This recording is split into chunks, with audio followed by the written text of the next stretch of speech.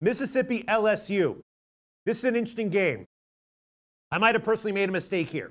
I bet Mississippi on the opener at plus 13.5. Then in the Low Shack in the Bag show, it wasn't available anymore. I gave it as an official pick at 12.5.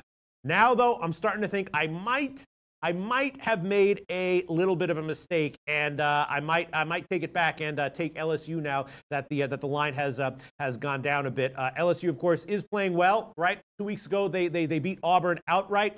And Ole Miss, it's hard to get a read on, right? They do have great receivers, maybe the best set of receivers in the SEC, blown out by Alabama 2 games ago. I think we can, give them a little bit of a mulligan for that, I think. And, I was just thinking that this was going to be a relatively competitive game. On the other hand, though, LSU has historically done well against the spread against Ole Miss, and it seems like it's just a matter of strength against strength here. LSU's awesome, secondary against Ole Miss's awesome passing game.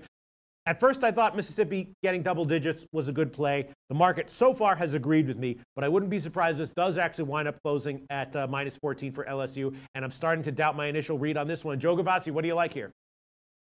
Well, SBR has asked me to pick a tough one here, Yeah. as I certainly agree with you, Peter. Ole Miss is all across the board. Consider the 47-27 win against what we know now to be a pretty good Texas Tech team, followed up by, only a 62-7 loss to Alabama. Of course, that may be an outlier, as Alabama clearly superior to almost everyone else in the country. They came back from that with a 38-17 sandwich victory against Kent, in which they put up 651 yards. Quarterback Teamu and his great wide receivers are certainly capable of putting points on the board.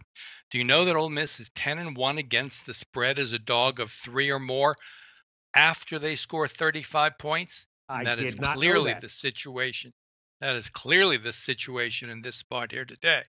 However, LSU counters that technical trend with the fact that the Bayou Bengals under Ed Orgeron, a coach many people left for dead long ago, have now covered 8 consecutive games in conference play the last 1+ years. And that includes our upset that we had on this show with LSU over Auburn 2 weeks ago. Last week, they obeyed my command and did not cover against La Tech in what was eventually a sandwich spot for them. Looking forward to play this Ole Miss team. I simply think the fact that this is a bit too high a number between this team and an Ole Miss team that certainly has the offensive ability, at least, to stay comfortably within this number. I'm going to go ahead and take Ole Miss plus the points in this spot and hold my breath. All right. Well, it is headed down. Pinnacle seems to be leading the pack. They're already at plus 11.5, minus 115. The best line we could give right now would be, I guess, 11.5 minus 110 or 12 minus 125. Which would you prefer, Joe Gavazzi? If you had to take 12 minus 125 or an 11.5 minus 110, what would you take? I'll take the plus 12. Okay. Mississippi plus 12 minus 125. Yeah, this is a tough one. Historically, of course, LSU, for all their, mediocrity on offense in years past, have still generally covered against Ole Miss. I think they've covered 12 out of their last 16 games against Ole Miss. I'm not 100% convinced that LSU has a reliable enough offense to be a double-digit favorite in this spot. Again, I'm glad that I got a good line when I bet it and gave it as a pick. I'm really not sure what I think now. Ian Cameron, what do you think?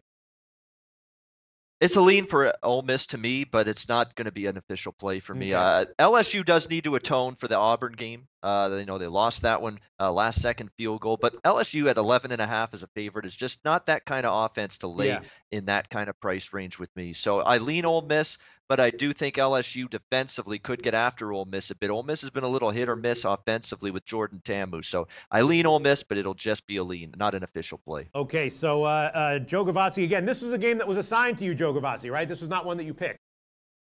That's correct. Right. So those are tough games. Of course, as we know, most of the time in sports betting, you're looking at a situation, maybe having a lean one way or the other, but passing. But Joe Gavazzi is a trooper. Will take any game that is assigned to him. He's going to take Ole Miss at plus 12, minus 125. Ian Cameron probably very wisely passing. I took Ole Miss earlier in the week, got better lines than now, but I'm just not sure if I'm going to stick with those plays. All right. Hey guys, thanks for tuning in to our channel. Now, we've put a lot of work into producing all these free videos, so please help us out and keep all our content free for you forever by simply liking, sharing, commenting, and subscribing. Now, not to mention, a visit to our industry-leading website will warm the hearts of all our SBR employees, especially myself. Now, the links are over there to the left, so do check those out. Thanks for watching.